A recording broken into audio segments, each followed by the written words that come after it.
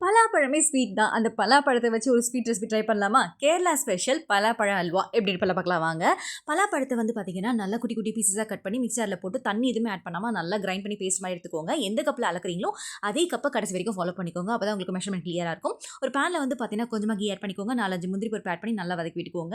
இதுல 3 table spoon அளவுக்கு கோதுமை மாவு ஆட் பண்ணி ஒரு 2 நிமிஷத்துக்கு நல்லா வதக்கி விட்டுக்கோங்க. நம்ம அரைச்சு வச்சிருந்த பலாப்பழத்த ஒரு கப்ல மெஷர் பண்ணிட்டு, அதே ஆட் பண்ணிக்கோங்க. அதே கப்ல வந்து பார்த்தீங்கன்னா, சேம் அளவுக்கு வந்து பார்த்தீங்கன்னா, நாட்டு சர்க்கரை ஆட் பண்ணியிருக்கேன். நீங்க வெல்லம் கூட ஆட் பண்ணிக்கலாம். அதையும் ஆட் பண்ணி நல்லா ஒரு 3 நிமிஷம் நல்லா வதக்கி விட்டுட்டு, அதே கப்ல 1/4 கப் அளவுக்கு காய்ச்சி ஆற வச்ச பால் அதையும் ஆட் பண்ணிக்கோங்க. அதையும் ஆட் பண்ணி நல்லா மிக்ஸ் பண்ணிக்கோங்க. ஒரு 3 நிமிஷத்துக்கு நல்லா மிக்ஸ் பண்ணிக்கோங்க.